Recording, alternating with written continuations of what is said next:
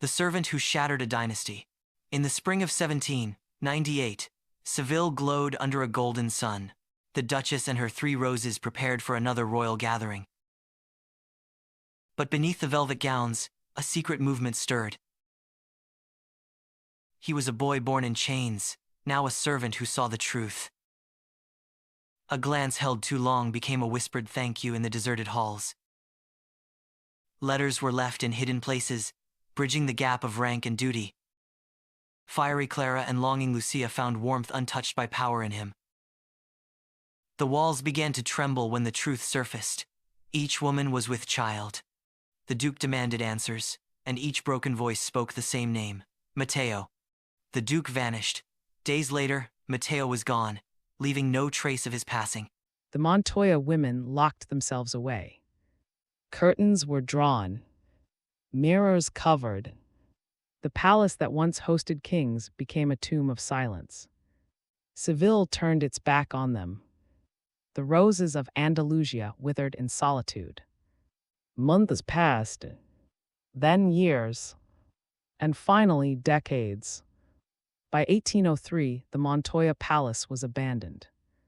By 1820, its name had vanished from records. Children who walked past its gates were told to whisper, never to look too long. It was said the house still breathed at night. That candlelight flickered behind its windows when the moon was full. Nearly a century later, in 1891, historians entered the ruins. They found rotting wood, collapsed ceilings, and halls swallowed by dust. The portraits had been removed. The family's crest was torn from the walls. But in the cellar beneath a cracked archway, they found something carved into stone. 7 words. They loved me because I saw them. And below that, one more. Not as queens, but as women. No one knows who carved it. No one knows if Mateo ever left Spain or if he was buried beneath the palace he once served. No records, no graves, no proof, only silence and stone. But stories, like ghosts, never truly die. They linger in whispers, in dust, in the places where love once dared to live. And so the tale of the House of Montoya survived, not in the books of nobles, but in the songs of servants. They sang of a man who saw beauty beyond bloodlines, of women who loved in defiance of their world, of a dynasty that fell not by sword or war, but by the power of a single forbidden heart. The Palace of Montoya still stands, hidden behind ivy and time, its windows sealed with iron. Some say if you listen through the cracks, you can hear a heartbeat still echoing through the stone. Others claim the sound is only the wind.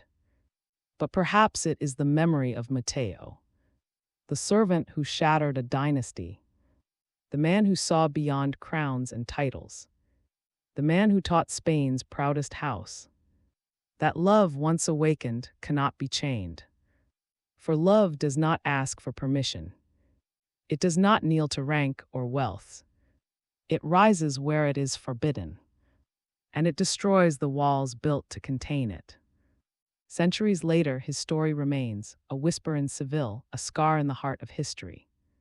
And though time erased their names, the message carved into the cellar endures.